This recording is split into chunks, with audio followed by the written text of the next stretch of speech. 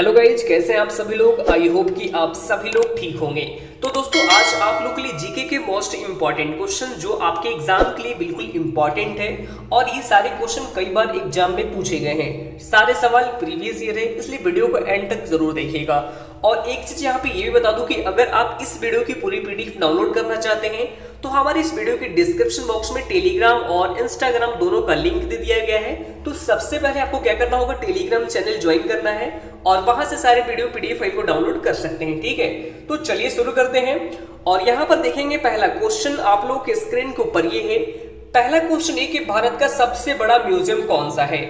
Which is the largest museum of India? आपके नीचे चार ऑप्शन दिए गए हैं, फटाफट राइट आंसर कमेंट करेंगे अगर आपको इस क्वेश्चन का राइट आंसर पता है तो।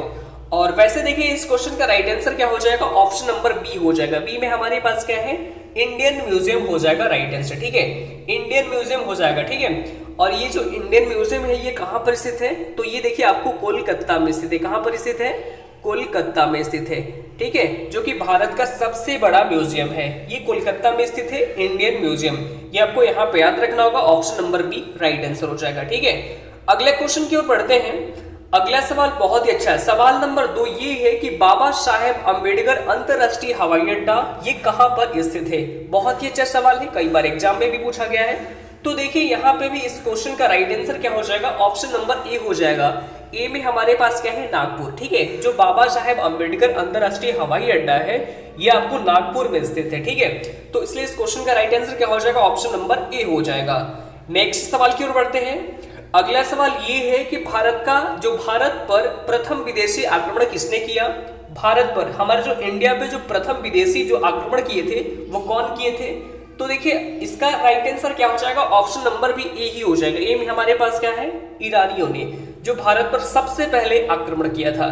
ईरानियों ने भारत पर सबसे पहले आक्रमण किया था, तो ये आपको याद रखना होगा। ठीक है, चलिए अगला क्वेश्चन देखेंगे। अगला सवाल ये है कि मैकाल का जो पठार है वह भारत के किस राज्य में स्थित है।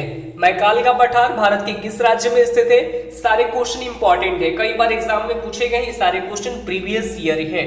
तो देखिए क्वेश्चन नंबर 4 का right answer option number C हो जाएगा। सी में हमारे पास क्या है, छत्तीसगढ़ हो जाएगा राइट आंसर। ठीक है, जो मैकाल का पठार है वो भारत के छत्तीसगढ़ राज्य में स्थित है। ठीक है, अगला सवाल की ओर बढ़ते हैं।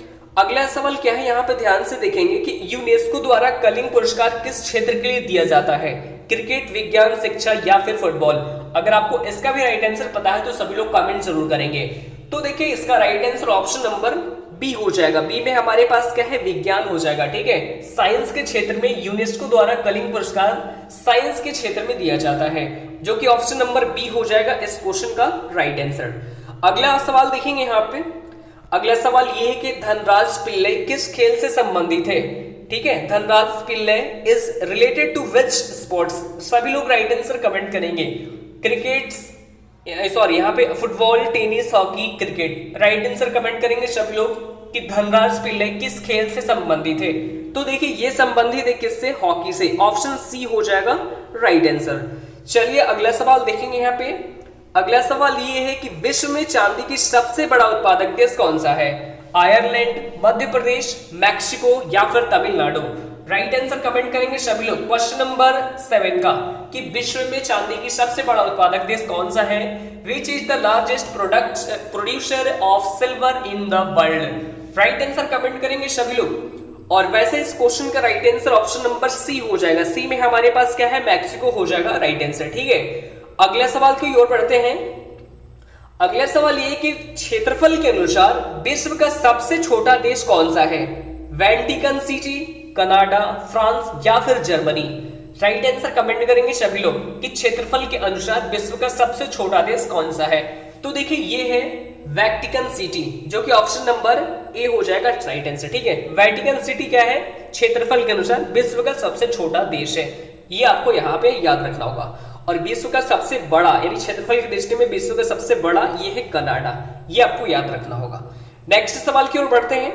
अगला सवाल ये कि फूलों की घाटी किस राज्य में स्थित है। सभी लोग कमेंट करेंगे। बहुत ही अच्छा सवाल है, बहुत ही छोटा सवाल है, आप सभी को पता होगा कि फूलों की घाटी किस राज्य में है। कई बार एग्जाम में पूछा गया है ये सवाल। सभी लोग कमेंट करेंगे फटाफट कि फूलों की घाटी किस राज्य में है।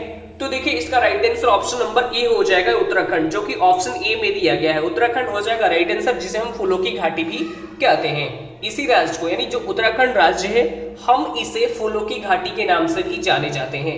नेक्स्ट सवाल की ओर बढ़ते हैं। अगला सवाल है कि हड़प्पा सभ्यता के लोग किस धातु को नहीं जानते थे। बहुत ही अच्छा सवाल है। हड़प्पा सभ्यता के लोग किस धातु को नहीं जानते हैं। ऑप्शन ए लोहा, तांबा, शीशा और ऑप्शन डी में इनमें से कोई नहीं। सभी लोग फटाफट राइट आंसर कमेंट करेंगे। तो देखिए इसका right answer option number A हो जाएगा, लोहा हो जाएगा राइट आंसर। लोहा को हड़प्पा सभ्यता के लोग नहीं जानते हैं कि ये एक धातु है। ठीक है, चलिए अगला सवाल की ओर बढ़ते हैं। अगला सवाल ये है कि कौन सा देश नाथुल्ला दर्रा के पार है। सभी लोग कमेंट करेंगे। क्वेश्चन नंबर 11 का, कौन सा देश नाथुल्ला दर्रा के पार है। Which country is across the Nathula Pass? China, France, Pakistan या फिर इंडिया। तो देखिए इसका correct right answer option number A हो जाएगा, चीन हो जाएगा राइट आंसर। ठीक है, नेक्स्ट सवाल की ओर बढ़ते हैं। अगला सवाल ये है कि पृथ्वी के नजदीक वायुमंडल की सबसे निचली परत कौन सी है। समताप मंडल, वहिम्रमंडल या फिर क्षोभ मंडल या फिर इनमें से कोई नहीं। सभी लोग कमेंट करेंगे यहाँ पे। तो देखिए इसका भी यहाँ पे इस क्वेश्चन का राइट आंसर हो जाएगा ऑप्शन नंबर सी हो जाएगा, क्षोभ मंडल हो जाएगा राइट आंसर। ठीक है, अगला सवाल की ओर बढ़ते हैं। सवाल नंबर 13 आपके स्क्रीन के ऊपर ये है कि फ्लाइंग सिख के नाम से किसे जाना जाता है। बहुत ही अच्छा सवाल है। फ्लाइंग सिख के नाम से किसे जाना जाता है। Who is now as flying lane. तो देखिए ऑप्शन ए में है रोजर फेडरर, नोवाक जोकोविच, मिल्खा सिंह या फिर ऑप्शन डी में है इनमें से सभी। राइट आंसर सभी लोग कमेंट करेंगे। क्वेश्चन नंबर 13 का बहुत ही अच्छा सवाल है, आपके प्रीवियस ईयर सारे क्वेश्चन है। ठीक है, तो देखिए फ्लाइंग सिख के नाम से किसे जाना जाता है, तो ये आपको बता दूं ऑप्शन नंबर सी हो जाएगा, मिल्खा सिंह को। किसको। ऑप्शन सी, मिल्खा सिंह को जानते हैं। ठीक है, अगला सवाल की ओर बढ़ते हैं। सवाल नंबर 14 आपके स्क्रीन के ऊपर है कि भारत में सबसे पहले सूर्य किस राज्य में निकलता है। ये भी सवाल कई बार एग्जाम में आपके पूछे गए हैं। जैसे आपको बता दूं कि पिछले एयरफोर्स के एग्जाम में आपको ये सवाल पूछा गया था। ठीक है, सवाल ये पूछा गया था कि भारत में सबसे पहले सूर्य किस राज्य में निकलता है। In which state does the sun rises first in India. Assam, Arunachal Pradesh, Uttarakhand या फिर मध्य प्रदेश। तो देखिए इसका राइट आंसर क्या हो जाएगा, ऑप्शन नंबर बी हो जाएगा, अरुणाचल प्रदेश हो जाएगा राइट आंसर। ठीक है, नेक्स्ट सवाल की ओर बढ़ते हैं। अगला सवाल ध्यान से देखेंगे कि गिद्ध और भांगड़ा किस राज्य के लोक नृत्य है। सभी लोग राइट आंसर कमेंट करेंगे। तमिलनाडु, असम, पंजाब या फिर उत्तर प्रदेश। सभी लोग कमेंट करेंगे क्वेश्चन नंबर 15 का, और इस क्वेश्चन का भी right answer option number C हो जाएगा। सी में क्या है हमारे पास, पंजाब। पंजाब हो जाएगा राइट आंसर। अगला क्वेश्चन ध्यान से देखेंगे। अगला सवाल यह है कि सूर्योदय का देश के नाम से कौन सा देश प्रसिद्ध है। भूटान, ब्राजील, चीन या फिर जापान। राइट आंसर कमेंट करेंगे क्वेश्चन नंबर 16 यानी 16 का। सूर्योदय का देश के नाम से कौन सा देश प्रसिद्ध है। Which country is famous as the country of sunrise. तो देखिए इसका भी right answer option number D हो जाएगा। क्या हो जाएगा, जापान हो जाएगा राइट आंसर। ठीक है, जापान करेक्ट यानी राइट आंसर हो जाएगा, जिसे हम सूर्योदय का देश के नाम से भी जाने जाते हैं। अगला क्वेश्चन ध्यान से देखेंगे। क्वेश्चन नंबर 1, दिल्ली भारत की राजधानी कब बनी। बहुत ही अच्छा सवाल है, बहुत इजी भी सवाल है। कई लोगों को ये सवाल बिल्कुल इजी लगता है, लेकिन इसका आंसर बहुत लोगों को पता नहीं होता है। ठीक है, तो देखिए इसका राइट आंसर क्या हो जाएगा, ऑप्शन नंबर सी हो जाएगा, 1911। जो दिल्ली है भारत की राजधानी कब बनी, तो 1911 में बनी थी। ठीक है, अगला सवाल ध्यान से देखेंगे। सवाल नंबर 18 आपके स्क्रीन के ऊपर ये कि भारत का राष्ट्रीय पेड़ कौन सा है। आम, बरगद, जामुन या फिर ऑप्शन डी में है केला। तो देखिए इसका भी right answer option number B हो जाएगा, बरगद हो जाएगा राइट आंसर। ठीक है, जो भारतीय राष्ट्रीय पेड़ का कौन सा है, ये तो बरगद है। ठीक है, राष्ट्रीय पेड़ बरगद है। अगला सवाल ध्यान से देखेंगे। सवाल नंबर 19 ये कि भारत ने ओलंपिक खेलों में पहली बार किस वर्ष भाग लिया था। 1930, 1945, 1900 या फिर 1950 में। देखिए इसका भी यहाँ पे राइट आंसर क्या हो जाएगा, ऑप्शन नंबर सी हो जाएगा। टोटल कितना हो जाएगा, 1900 ईस्वी में ये क्या किया गया था कि भारत ने ओलंपिक खेलों में पहली बार। बता दूं कि जिस भी क्वेश्चन में पहला वर्ड या शब्द जुड़ जाए वो क्वेश्चन अपने आप में बिल्कुल इंपॉर्टेंट हो जाता है। तो भारत ने ओलंपिक खेलों में पहली बार किस वर्ष भाग लिया था, तो ये 1900 ईस्वी में भाग लिया था। ठीक है, ऑप्शन सी हो जाएगा राइट आंसर। अगला सवाल की ओर बढ़ते हैं। सवाल नंबर 20 ये कि ग्रीष्मकालीन ओलंपिक 2024 का आयोजन किस देश में किया जाएगा? Option A Japan, America, France या फिर ऑप्शन डी में है भारत। तो देखिए जो ग्रीष्मकालीन ओलंपिक 2024 का जो आयोजन किया जाने वाला है ये फ्रांस में किया जाने वाला है। ऑप्शन सी, यानी ये जो सवाल है ये करंट का भी सवाल बन सकता है, करंट के सवाल भी बन सकता है। आपके एग्जाम में करंट से सवाल आते हैं, ये हो सकता है सिर्फ जीके ही नहीं है बल्कि आपका करंट का सवाल भी बन सकता है। क्यों? क्योंकि आपको यहाँ पे 2024 का आयोजन दिया गया है, ठीक है। जो ग्रीष्मकालीन ओलंपिक 2024 का आयोजन किस देश में किया जाएगा? तो ये फ्रांस, जो कि ऑप्शन नंबर सी हो जाएगा राइट आंसर। अगला क्वेश्चन ध्यान से देखेंगे, सवाल नंबर 21 ये है कि इसरो का दूसरा अंतरिक्ष केंद्र कहां बनाया जाएगा?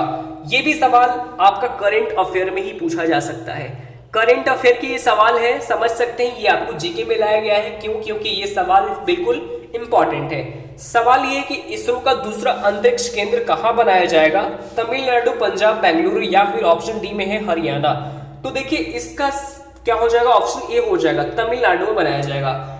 इसरो का दूसरा अंतरिक्ष केंद्र ये तमिलनाडु में, पहला कहां पर है? तो पहला आप सभी जो लोग जानते हैं बेंगलुरु में है।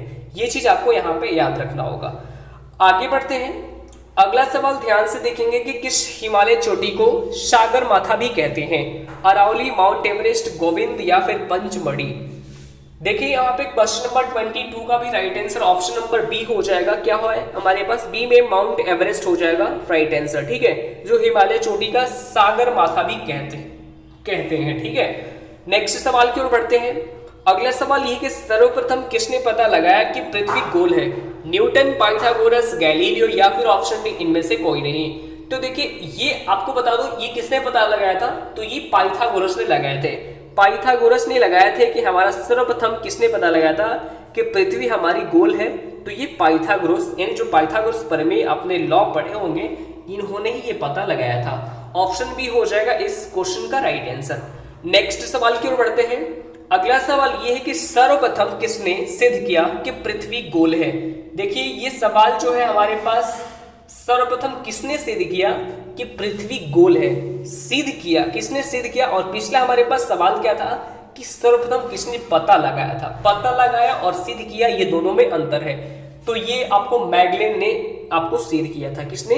मैगलेन ने सिद्ध किया कि हमारा जो पृथ्वी है वो बिल्कुल गोल है, ठीक है। ऑप्शन ए हो जाएगा राइट आंसर। नेक्स्ट सवाल की ओर बढ़ते हैं। अगला सवाल ध्यान से देखेंगे कि छत्तीसगढ़ का सर्वाधिक लोक नृत्य कौन सा है? ये है आज का लास्ट क्वेश्चन, सभी लोग राइट आंसर कमेंट करेंगे कि जो हमारा छत्तीसगढ़ है, छत्तीसगढ़ जो राज्य है वहां का सर्वाधिक लोक नृत्य ये कौन सा है? तो ये कर्मा, जो कि ऑप्शन नंबर ए हो जाएगा राइट आंसर, ठीक है। तो आज के लिए इतना ही। अगर आपको ये वीडियो अच्छा लगा होगा तो वीडियो को लाइक कीजिए, कमेंट कीजिए और अपने स्टडी ग्रुप में एटलीस्ट एक शेयर भी कर दीजिए, ठीक है।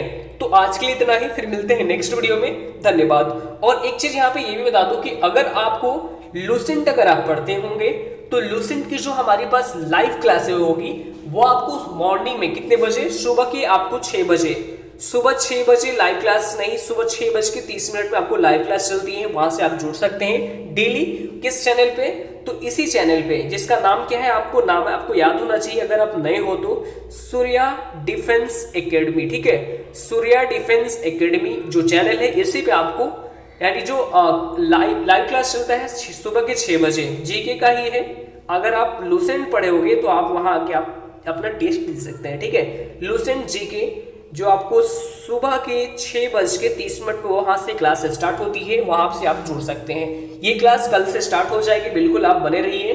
और जहां तक आप लोग करंट अफेयर की बात कर रहे थे, आशीष सर ने भी हमें सजेस्ट किया कि आप करंट का भी आप हो सकता है तो आप क्लास लीजिए सर। तो करंट का मैं आप देखता हूँ कल से आपको जो नोटिफिकेशन इसके बारे में हम इश्यू कर देंगे, ठीक है। तो ये आपको नोटिस जारी करेंगे करंट अफेयर के बारे में, कम्युनिटी टैब में भी पोस्ट कर देंगे। आपकी कल से क्लास करंट अफेयर की स्टार्ट होने वाली है, तो बिल्कुल वीडियो को एंड तक जरूर देखना आप सभी वीडियो को, ठीक है। तो आज के लिए इतना ही, फिर मिलते हैं नेक्स्ट वीडियो में। धन्यवाद।